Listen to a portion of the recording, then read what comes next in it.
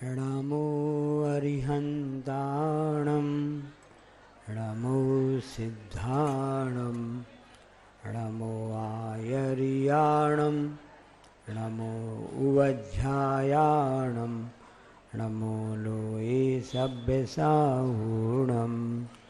डोंगरगढ़ के चंद्रप्रभु भगवान की, गुरु नाम गुरु आचार्य ज्ञान सागर जी महाराज की, मूक माटी रचयिता आचार्य परमेश्वरी गुरुदेव की, पूज्य निरापक मुनि श्री समय सागर जी, योग सागर जी, नियम सागर जी, सुधा सागर जी, समता सागर जी, अभय सागर जी महाराज की, मुनि श्री चंद्रप्रभु सागर जी व निरामय सागर जी महाराज की।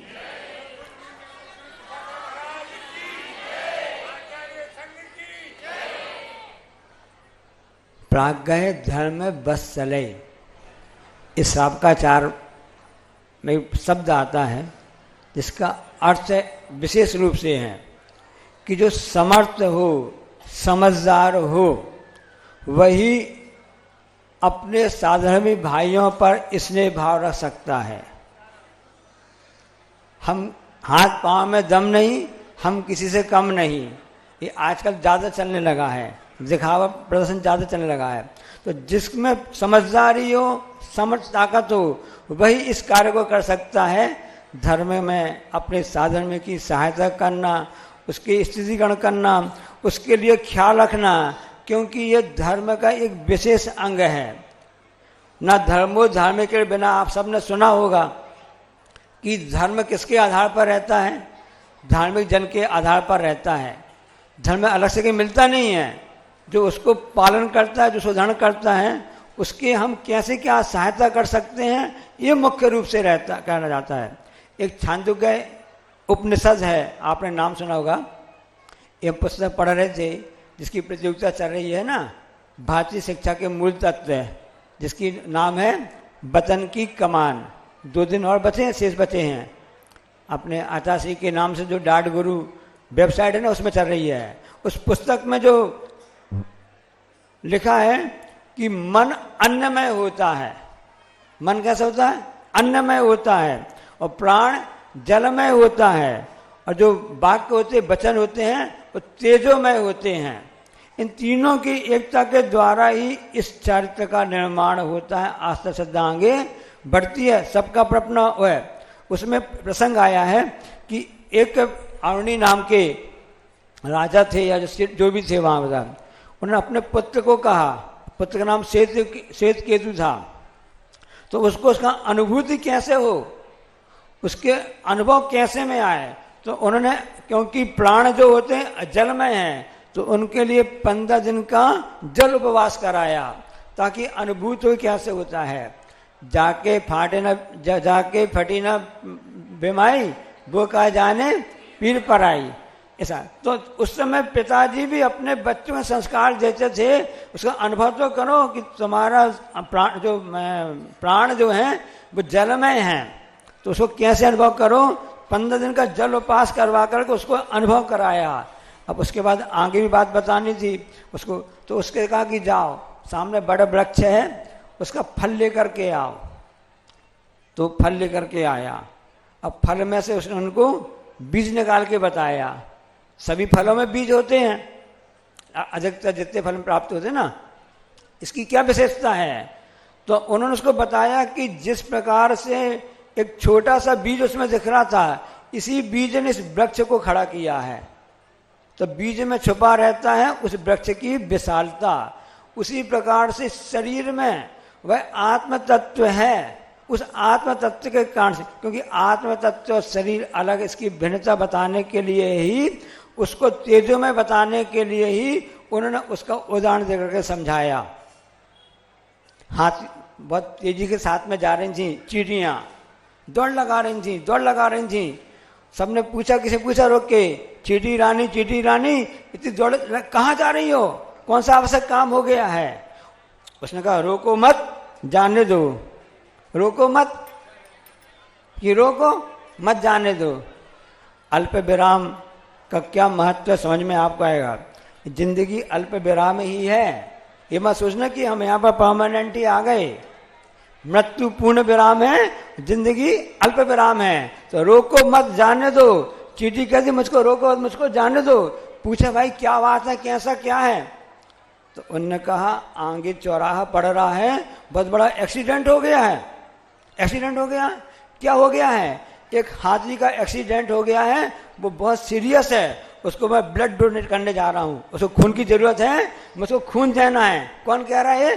चींटी कह रही है। हमारी स्थिति ऐसी ही है कि हम किसी सहायता करने तो जा रहे हैं, इसलिए पहले खुद ही स्वस्थ हो जाओ, खुद ही चरित्रवान बन जाओ, तब किसी को आप चरित्र में लगाओ। खुद स्वस्थ हो जाओ तब किसी का स्वास्थ्य ठीक करो। हम कहते क्या हैं? मैं महावीर हूं, मैं महावीर हूं, मैं महावीर हूं, पापड़ को तोड़ सकता हूं और गुस्सा आ जाए तो कागज को मरोड़ सकता हूं। ऐसा नहीं चलेगा। इस अपने धर्म वीरों का धर्म है, महावीर स्वामी का धर्म है। इसमें प्राज्ञ धर्म बस क्या कहा गया है कि अपनी साधर्मी की सहायता करना, पहले कुछ सक्षम हो जाओ, कुछ हो जाओ, मन से, वचन से, काय से, कृष्ण से, कार्य से, अनुमोदना से, तन से, मन से और वचन से। हमारा खुद का पता ठिकाना नहीं है, हम सहायता करने के लिए तैयार हो गए हैं। इसलिए उसमें कहा गया है कि किसी व्यक्ति को आप उठाना चाहते हो तो पहले खुद उठना तो सीख जाओ। किसी को आप यदि समय लगाना चाहते हो तो खुद अच्छे मार्ग में तो चलो। यही तो शिक्षा का उद्देश्य है। भारतीय शिक्षा के मूल तत्व यही तो हम सबको बताने के लिए आई है पुस्तक ना, जिसको आचार्य जी हमेशा वर्णन करते रहते हैं ना। अब दलदल में कोई हाथी फंसा हुआ है, अब उसके निकालने के लिए आप सोचो कि वहाँ कोई खरगोश से निकाल लें या चूहा से निकाल लें, काम नहीं चलेगा। उसके लिए तो कोई गजराज, महागजराज कोई लाना पड़ेगा, ऐसे ऐरावत हाथी लाना पड़े तभी होगा।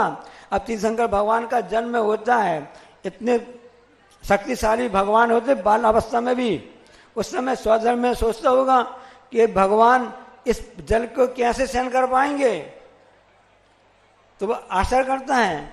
इतने कुंड बड़े बड़े साइज के थे ना, बसी हुई जन चौड़ाई वाले, तो अवधि ज्ञान के धारी होते हैं तीर्थंकर बालक भी, वो अपना अंगूठा दबा देते हैं, उतने में पांडुक शिला हिलने लगती है। अब ऐसे महावीर, ऐसे जो तीर्थंकर बालक को पांडु से ले जाने के लिए कोई विशेष महान ऐरावत हाथी जरूरत पड़ेगी।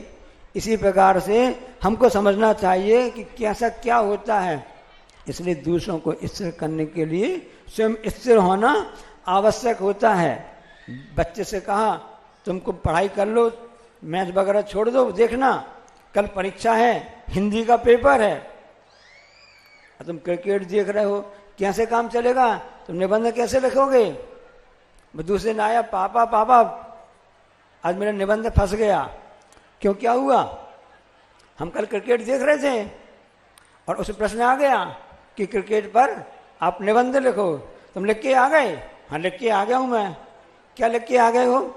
हमने लिख दिया कि खेल प्रारंभ हुआ, मौसम अच्छा था और सब कुछ अनुकूलता थी और बैटिंग में खिलाड़ी आ गए, एक पक्ष वाला एक विपक्ष वाला, और 1 ओवर मैच हो गया। इतने में पानी बरसने लगा, पानी बरसने से 2-4 घंटे देखा और मैच रद्द हो गया। ये हम क्रिकेट में निबंध लिख करके आ गए हैं। ऐसा न हो कि हमारी जिंदगी की शाम कब रद्द हो जाए। बस ये गाड़ियां, काम चल रहा है रेलवे लाइन में ना, तो बताते हैं कि गाड़ी रद्द हो गई है, समता एक्सप्रेस रद्द हो गई है, कहीं छत्तीसगढ़ एक्सप्रेस रद्द हो गई है किसी कारण से, कहीं मौसम से कारण, यहाँ तक कि फ्लाइट भी रद्द हो जाती है, उड़ानें रद्द हो जाती है ना। पर इसलिए भरोसा नहीं करना जिंदगी का। जिंदगी के जितने भी हमको क्षण मिले हैं, हम अपने स्वयं के कल्याण के लिए, पर की सहायता के लिए उसका उपयोग करें, तभी। नहीं तो पता नहीं कब किस शाम नहीं, सुबह भी पता नहीं, दोपहर कब अपनी जिंदगी की उड़ान रद्द हो जावे। तो हमारी उड़ान रद्द हो इसके पहले ही हम सतर्क हो जावे। इसलिए मैच रद्द हो गया। जिंदगी एक खेल के समान है, जिंदगी का मैच है, इसमें हम फील्डिंग करने और बैटिंग करने, बॉलिंग करने के लिए आए हैं। इसका एक एक क्षण का उपयोग करो, सदुपयोग करो, तभी हम समझ सकते हैं कि कैसे काम हो सकता है। प्राज्ञ धर्म वत्सला, आज रविवार का दिन है, छुट्टी का दिन है। अच्छा है आप लोग यहाँ पर क्षेत्र में आए हैं, इस चंद्रप्रभु भगवान का असहकारी तीर्थ क्षेत्र है और छत्तीसगढ़ का पहले नंबर का क्षेत्र है। हाँ, जिसके लिए आतासी का मंगल आशीर्वाद प्राप्त हुआ है, ऐसा क्षेत्र है। इस धर्म ध्यान आप कर, इस निमित्त से आप अच्छी बात है, एक गाड़ी आपकी हमेशा ऐसी चलती रहना चाहिए। आप अपने घर भी जाओ तो इसी प्रकार से अपना धर्म वात्सल्य का कार्य करते रहना चाहिए। पता नहीं कब पानी बरस जाए और कब मैच रद्द हो जाए, भरोसा नहीं है कब आपकी उड़ान रद्द हो जाए। इसलिए उस रद्द होने के पहले ही सतर्क हो जाओ।